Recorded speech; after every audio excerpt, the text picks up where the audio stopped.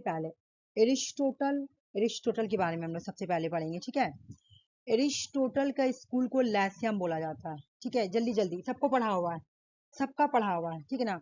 Aristotle का school का नाम क्या है? लैसियम। एग्जाम में क्वेश्चन आया हुआ था, एरिस्टोटल का स्कूल को क्या बोलते हैं? लैसियम। एरिस्टोटल की स्टूडेंट को क्या बोलते हैं? तो पैरीपैथिक्स, ठीक है ना, या द वांडर्स। एरिस्टोटल के स्कूल का नाम है लैसियम, एरिस्टोटल के स्टूडेंट का नाम है पैरीपैथिक्स या वांडरर्स। वांडरर्स का मतलब होता है घूम घूम कर पढ़ाना, ठीक है, घूम घूम कर। एरिस्टोटल कैसे पढ़ाते थे अपने स्टूडेंट लोगों को? घूम घूम कर पढ़ाते थे, ठीक है। उनके बुक का नाम है Nicomachean ethics, politics, the Eudemian ethics on the soul और एथोरिक्स। ये एरिस्टोटल का बुक है, Nicomachean ethics, politics, Eudemian ethics. देखो इडोमेनिया एथिक्स को ना ऑन द सोल भी बोला जाता है, ठीक है। और दूसरा जो बुक है उसका नाम है रेथोरिक्स, ठीक है। उसके बाद एरिस्टोटल ने थ्योरी ऑफ नॉलेज दिया था, एरिस्टोटल ने थ्योरी ऑफ नॉलेज दिया था। अगर एग्जाम में क्वेश्चन आए कि थ्योरी ऑफ नॉलेज किसने दिया था, तो एरिस्टोटल ने दिया था, क्योंकि एरिस्टोटल, ये सब हटा दो, ये सब हटा दो, हाँ ये पढ़ते हैं। एरिस्टोटल का 4 कॉज पढ़ते हैं, ठीक है ना। एरिस्टोटल बोलते हैं कि दुनिया में जितनी भी चीज आई है ना, दुनिया में जो भी चीज आती है उसका एक कॉज होता है आने का, ठीक है ना। हर एक चीज का एक पर्पस होता है, ठीक है। एरिस्टोटल बोलते हैं कि हर एक चीज, दुनिया में जितनी भी चीज आई है ना, सबका एक पर्पस होता है आने का, ओके। तो ये बोलते हैं कि देखो, पहला कोई चीज भी सभी चीज, दुनिया में जितनी भी चीज आती है उसका पहला पर्पस मटेरियल कॉज होता है, फिर फॉर्मल कॉज होता है, फिर एफिशिएंट कॉज होता है, उसके बाद फाइनल कॉज होता है। तो इन्होंने एक एग्जांपल दिया कि मान लो कि एक टेबल है,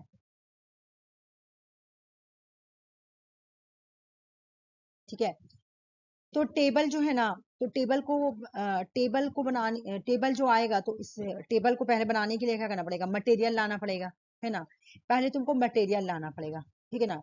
तो मटेरियल कॉस्ट, उसके बाद तुम अपने माइंड में एक फॉर्म बनाओगे, ठीक है, कि कैसा बनाओ। देखो पहले तुम्हारे माइंड में आएगा कि मुझे टेबल बनाना है ना, तो टेबल बनाने के लिए तुमको चीज को अरेंज करना पड़ेगा, यानी मैटर को अरेंज करना पड़ेगा। जिस चीज से बनाओगी मैटर को, उसको क्या करना पड़ेगा? तुमको अरेंज करना पड़ेगा। मान लो कि तुमको इसको वुड से बनाना, लकड़ी से बनाना, तुमको लकड़ी को अरेंज करना पड़ेगा, ओके। तो तुम ढेर सारा लकड़ी लाई, पहले लकड़ी लाई, उसके बाद तुम उसको माइंड में लाओगे कि मैं कैसा, इसको कैसा फॉर्म करूं, कैसा शेप दूं, ठीक है ना। शेप क्या दूं, शेप क्या दूं? क्या मैं इसको स्क्वायर में बनाऊं, ठीक है, ऐसे वाला बनाऊं, या ऐसे बनाओ, या सर्किल बनाओ, कैसे बनाओ, ठीक है ना। तो वो जो तुम्हारे माइंड में आएगा ना, वो फॉर्मल कॉज है, ठीक है ना। उसके बाद एफिशिएंट कॉज, तुम सोचेगी कि अब तुम इसको एफिशिएंट करोगी, इसमें तुम अब अपना काम करोगी। काम कैसे?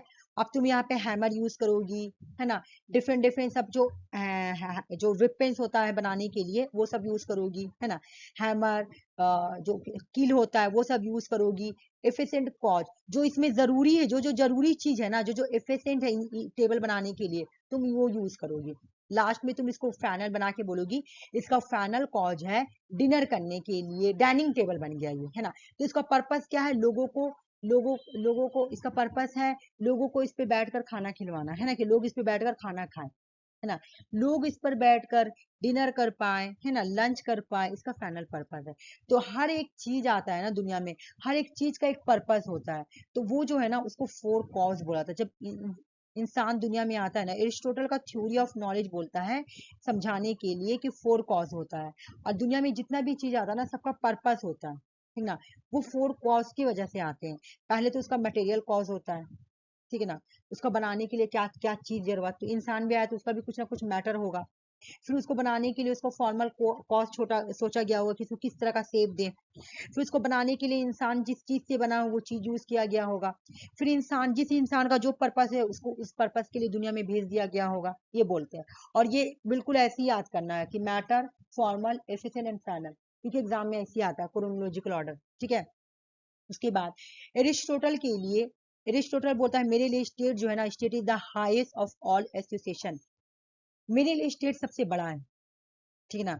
ये बोलते हैं state is the highest and most comprehensive association necessary for achieving in human flourishing. अगर इंसान को डेवलपमेंट करना, अगर इंसान को आगे बढ़ना, अगर इंसान को अचीव करना, इंसान को जो भी करना है वो सिर्फ एक जगह पे कर सकता है, वो स्टेट। स्टेट सबसे बड़ा है। ये बोल रहे हैं, अच्छा एग्जाम में क्रोनोलॉजिकल ऑर्डर पड़ता है, एग्जाम में क्रोनोलॉजिकल ऑर्डर आता है कि अकॉर्डिंग टू एरिस्टोटल, एरिस्टोटल के अकॉर्डिंग स्टेट कैसे कैसे आया। अच्छा ये वाला अगर कोटेशन तुमसे पूछे ना कि ये किसने बोला कि state is the highest of all association, state सबसे बड़ा है, पूरे इंस्टीट्यूशन में सबसे बड़ा स्टेट है, ठीक ना। फैमिली भी एक इंस्टीट्यूशन है, विलेज भी एक इंस्टीट्यूशन है, स्टेट भी एक इंस्टीट्यूशन। तो एरिस्टोटल बोला कि मेरे लिए सबसे ज्यादा बड़ा इंस्टीट्यूशन कौन है, सबसे ज्यादा हाईएस्ट है, वो कौन है भाई, वो है स्टेट, ठीक है। एरिस्टोटल यहाँ तक बोल रहे हैं ना कि सुनो, वैसे तो पता दुनिया कैसे बनी है, दुनिया बनी पहले फैमिली आई है, फिर विलेज बना, फिर स्टेट बना, लेकिन मेरे लिए एरिस्टोटल के अकॉर्डिंग, एरिस्टोटल बोलते हैं according to Aristotle state is a prior to man. अगर ये क्वेश्चन आए एग्जाम में, ये दोनों ही आता है बहुत, ये कौन बोला कि स्टेट इज ए प्रायर, देखो स्टेट बोल रहा कि स्टेट पहले आया है मैन से, इंसान से पहले मैन आया है। एरिस्टोटल बोलता है मेरे अकॉर्डिंग सबसे पहले कौन आया है, स्टेट आया, मैन से भी पहले स्टेट आया है। According to Aristotle, Aristotle state is a prior to man, man से भी पहले स्टेट आया है। एरिस्टोटल बोल रहा है, एरिस्टोटल के लिए स्टेट बहुत ही इंपॉर्टेंट है। State is the highest of all institutions, of all associations, जितने भी एसोसिएशंस है, जितने भी इंस्टीट्यूशंस है, सब में ज्यादा बड़ा कौन है, स्टेट है। मैं यहाँ तक बोल रहा हूँ ना कि स्टेट पहले आया है मैन से। अगर किसी इंसान को बेस्ट करना है ना, देखो यहाँ पे लिख रहे हैं the concept of the best practice able, अगर किसी को एक इंसान को कुछ अच्छा करना है ना, जो कुछ अगर कोई बहुत अच्छा करता है, बहुत अच्छा, मतलब वो कौन करता है, वो स्टेट। स्टेट जो है ना वो बेस्ट करता है सबका, बेस्ट प्रैक्टिकेबल स्टेट है, इतना स्टेट का तारीफ कर रहे हैं, ठीक है। समझ में आ गया। यहाँ पे हम लोग क्या क्या पढ़े, स्टेट, एरिस्टोटल की स्कूल को लैसियम, स्टूडेंट को पेरिपैथिक्स या वैंडर्स, बुक का नाम निकोमेसन एथिक्स, पॉलिटिक्स, एडोमैन एथिक्स, एडोमैन एथिक्स का दूसरा नाम है ऑन द सोल, रिथोरिक्स, एरिस्टोटल का थ्योरी ऑफ नॉलेज में 4 कॉज है, material cause, formal cause, efficient cause, final cause. Okay, state के बारे में इन्होंने क्या बोला, स्टेट सबसे बड़ा है, ऑल एसोसिएशन से भी ज्यादा बड़ा। वैसे तो फैमिली पहले आई, विलेज आया, स्टेट आया। अच्छा क्रोनोलॉजिकल यही सही होगा, हायरार्किकल यही सही होगा, पहले फैमिली फिर विलेज फिर स्टेट, लेकिन मेरे according state is the prior to man, ठीक है ना। बेस्ट प्रैक्टिकेबल स्टेट है। अगर सबसे अच्छा कोई कोई करता है, कोई ऐसा है जो बहुत अच्छा करता है, वो स्टेट है अकॉर्डिंग टू एरिस्टोटल। एरिस्टोटल के अकॉर्डिंग, एरिस्टोटल का कॉन्सेप्ट ऑफ सिटीजन, सिटीजन कौन कौन है, कौन नहीं है, एक्सक्लूजन फ्रॉम सिटीजन, कौन कौन सिटीजन नहीं है। मेरे लिए स्लेव सिटीजन नहीं है, मेरे लिए चिल्ड्रन सिटीजन नहीं है, मेरे लिए ओल्ड पीपल नहीं है, मेरे लिए विमेन नहीं है, मेरे लिए फॉरनर नहीं है। ना मैं स्लेव्स को सिटीजन मानता हूँ, ना मैं चिल्ड्रन को मानता हूँ, ना मैं ओल्ड पीपल को मानता हूँ, ना मैं वुमेन को मानता हूँ, ना मैं फॉरनर को मानता हूँ। मैं सिर्फ native born adult Greek male जिसके पास प्रॉपर्टी है उसी को मैं सिटीजन मानता हूँ। नेटिव यानी नेटिव का मतलब क्या होता है, जो पैदा जहाँ पे होता है वो, जैसे मेरा नेटिव प्लेस आसनसोल है, तो इसी तरह जो पर्सन जिसका जो प्लेस होगा बर्थ प्लेस वही को बोलेगा, और वो अडल्ट होना चाहिए, वो भी प्रॉपर्टी वाले होना चाहिए, वही मेरे लिए सिटीजनशिप है, ठीक है। एरिस्टोटल का थ्योरी ऑफ स्लेवरी क्या बोलता है, एरिस्टोटल का जो थ्योरी ऑफ स्लेवरी है ना वो बुक है, कौन से बुक में मेंशन है, पॉलिटिक्स में, ये प्रीवियस क्वेश्चन है, ठीक ना। पॉलिटिक्स, पॉलिटिक्स के 6 चैप्टर और 3 चैप्टर और बुक 1 में मेंशन, ये क्वेश्चन आया हुआ था, ठीक है ना। पॉलिटिक्स जो एरिस्टोटल का बुक है पॉलिटिक्स, ठीक है ना। पॉलिटिक्स के चैप्टर कौन सा, पॉलिटिक्स के चैप्टर, पॉलिटिक्स के चैप्टर 6 और 3, 6 और चैप्टर 3, और बुक कितना, बुक 1 में क्या मेंशन है तुम्हारा, स्लेवरी के बारे में, एरिस्टोटल के थ्योरी ऑफ स्लेवरी के बारे में, ठीक है ना। फिर एक और बुक है जहां पे एरिस्टोटल थ्योरी ऑफ स्लेवरी को और भी मेंशन किया है, ये निकोमेचियन एथिक्स, बुक 7, यहाँ पर भी वो स्लेवरी के बारे में मेंशन किया है, ठीक है ना। ये क्या बोलते हैं, ये जस्टिफाई करते हैं, ये बोलते स्लेवरी जस्टिफाई है। एरिस्टोटल बोलते हैं ना कि स्लेवरी जो है ना वो नेचुरल इंस्टीट्यूशन, ये नेचर से आया है, इसको कोई इंसान ने बनाया। स्लेवरी दो तरह का होता है, एक नेचुरल, ठीक है, जो बाय नेचर पैदा हुआ है, एक स्लेव बाय लॉ, जो प्रिजनर ऑफ वार, जो जो सिपाही जंग में हार जाते हैं ना वो भी स्लेव कहलाते हैं। ठीक है, इन्होंने बोला कि एक तो जो पैदा होता वो स्लेव होता है। इन्होंने बोला दो तरह का पर्सन होते हैं जो स्लेव होते हैं, एक जो नेचुरल पैदा हुए वो स्लेव है, ठीक है, जिसके अंदर रीजन नहीं है, रैशनैलिटी नहीं, वो। दूसरा इन्होंने बोला कि नेचुरल मास्टर अच्छा नहीं, सॉरी, ये यहाँ पे स्लेब के बारे में मैंने यहाँ बोल दिया कि स्लेब दो कैटेगरी का होता है, एक जो नेचुरल लॉ, एक जो नेचुरल स्लेब्स होते हैं जो कि बाय नेचर पैदा होते हैं, एक स्लेब जो होते हैं जो कि जंग में हार जाते हैं। लेकिन यहाँ पे एरिस्टोटल बोल रहे हैं कि इंसान दो तरह का होता है, ठीक है, इंसान दो तरह का होता है, एक नेचुरल स्लेब जो पैदा होती ही उसको स्लेब बना दिया जाता है, जो तुम पैदा हुए स्लेब बनने के लिए। एक इंसान होता है नेचुरल मास्टर, इसके अंदर रीजन होता है, करेज होता है, मीन टू रूल होता है, इसलिए नेचुरल मास्टर, ये पैदा होते ही मास्टर होता है। इन्होंने बोला कि मेरे लिए जो बेस्ट फॉर्म ऑफ गवर्नमेंट है ना वो पॉलिटी है। मैं पॉलिटी को मिक्स्ड कॉन्स्टिट्यूशंस बोलता हूँ, गोल्डन मीन बोलता हूँ। अगर एग्जाम में क्वेश्चन आए कि एरिस्टोटल के लिए best form of government polity भी हो जाएगा, मिक्स्ड कॉन्स्टिट्यूशंस भी हो जाएगा, गोल्डन मीन भी हो जाएगा। फिर ये बोल रहे हैं कि जो डेमोक्रेसी है ना वो बहुत ही खराब है, वर्स्ट फॉर्म ऑफ डेमोक्रेसी है। क्यों? डेमोक्रेसी जो है ना वो लोगों को डेमोग्यू कर देती है, लोगों को मैनिपुलेट करती है, ये सिटीजन को डेमोग्यू करती है, ठीक है ना, ये सिटीजन को क्या करती है? डेमोग्यू, मैनिपुलेट लोगों को करती है डेमोक्रेसी। ये वाला पेज समझ में आया? बताओ, पहले मैं आगे बढ़ूं, ये पेज समझ में आया तुम लोगों को? सुषमा तुमको आ गया ना? पढ़ा हुआ सबका है ना? अच्छा, ये मैं पढ़ाऊं कि नहीं पढ़ाऊं, क्योंकि ये मैं पढ़ा चुकी हूँ, डिस्ट्रीब्यूटिव जस्टिस पढ़ा चुकी हूँ, जस्टिस में अभी हाल में ही पढ़ाई हूँ ये वाला, है ना, एरिस्टोटल का जस्टिस पढ़ाई हूँ ना मैं, इसलिए मैं इसको पार कर रही हूँ। ठीक है, आ जाओ प्लेटो पढ़ लेते हैं, ठीक है ना। प्लेटो क्या बोलते हैं? प्लेटो जो है ना एथेंस में पैदा हुए थे, उनका जो बर्थ जो है ना एथेंस में, इन्होंने क्या फॉर्म, देखो एरिस्टोटल का स्कूल का नाम था क्या? लेसियम। इनके स्कूल का नाम क्या है? एकेडमी, ठीक है। इन्होंने, ये पहले ऐसे थिंकर थे जो डायलेक्टिकल मेथड यूज करते हैं अपने राइटिंग में, मतलब डायलेक्टिकल मेथड को सबसे पहले सोक्रेटिस ने यूज किया था, ठीक है ना, लेकिन उन्होंने सिर्फ यूज किया था ऐसी, लेकिन राइटिंग में सबसे पहले किसने यूज किया था? वो है तुम्हारा प्लेटो। राइटिंग में मतलब किसने लिखा था, बुक में किसने लिखा था डायलेक्टिकल मेथड को बोलकर, डायलेक्टिकल को रिप्रेजेंट किसने किया था? लिखकर, तो वो थे प्लेटो। उसके बाद the Republic, the statement, the law, ये इनका बुक है। अच्छा, द रिपब्लिक में जस्टिस के बारे में बहुत ज्यादा मेंशन किया गया है। एरिस्टोटल का दो लॉ है, एक का नाम है न्यूट्रल, एक मिनट, नहीं, नॉटरल काउंसिल, ठीक है, ये बुक है द लॉ में दो चीज के बारे में मेंशन है, एक तो तुम्हारा द नॉटरल काउंसिल, और एक है the law was the longest dialogue of the Plato. रुको जो मैं बता रही हूँ, प्लेटो के ये लॉ जो बुक है ना इसके बारे में दो बात लिखा हुआ है, ठीक है। प्लेटो का तीन बुक याद करो, एक है रिपब्लिक, एक है स्टेटमेंट, एक है लॉ। तो लॉ में जो है ना नॉक्टल काउंसिल, हाँ, नॉक्टल काउंसिल के बारे में मेंशन है। प्लेटो का जो बुक है ना द लॉ में क्या मेंशन है? The नॉक्टल council. प्लेटो का जो नॉक्टल काउंसिल है ना, उन्होंने नॉक्टल काउंसिल के बारे में लिखा, मेंशन किया।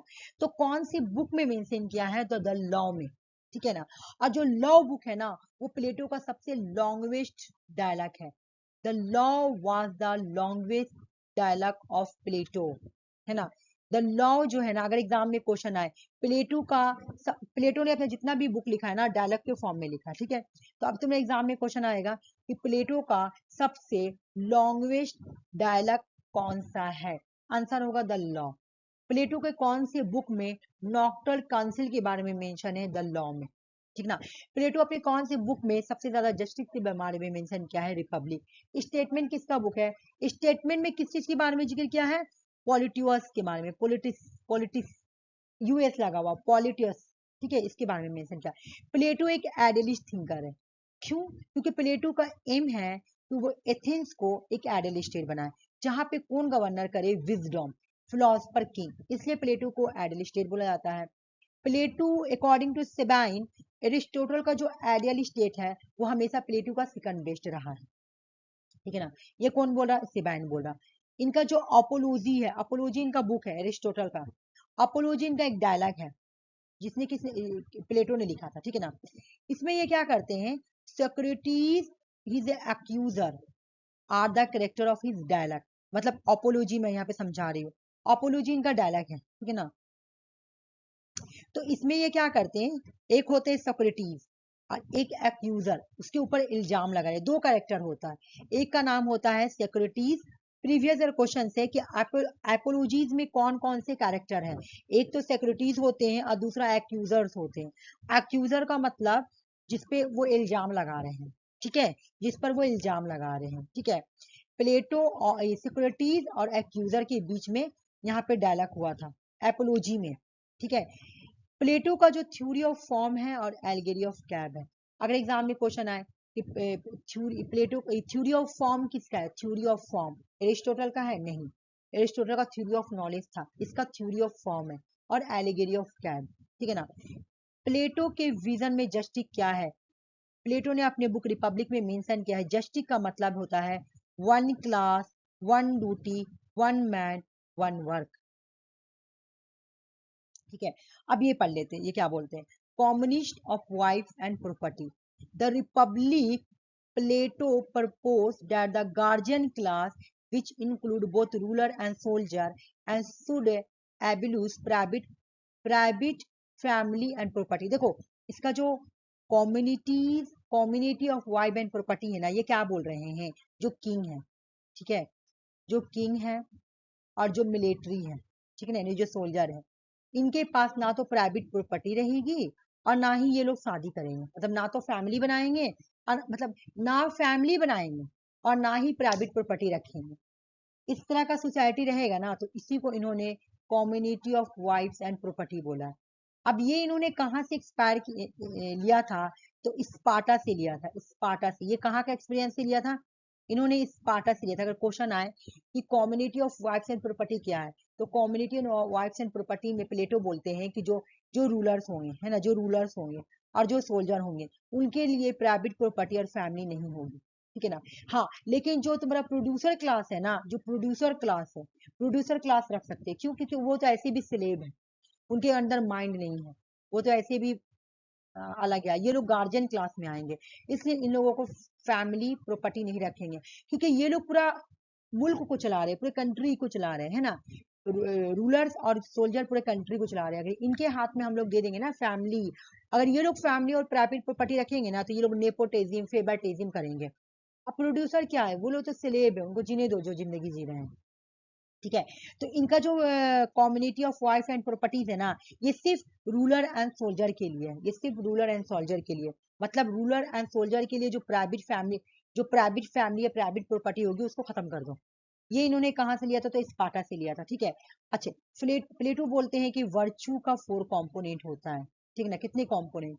पहले इंसान के अंदर विजडम, ठीक है, फिर करेज आता है। ये ऐसी क्रोनोलॉजिकल ऑर्डर याद करना है, ठीक है ना। पहले इंसान, मतलब इंसान के अंदर 4 कंपोनेंट का वर्च्यू होने चाहिए। इंसान के अंदर विजडम, यानी किंग है तो विजडम। करेज, करेज कौन हो गया? याद है ना, करेज मैं पढ़ाई थी उस दिन, तुम लोग जब प्लेटो का जस्टिस पढ़ाई थी, तो विजडम का मतलब किंग, यानी किंग सबसे ऊपर है। करेज का मतलब कौन? सोल्जर, ये सिकन है। और टेम्परेंस का मतलब क्या था? Producer class.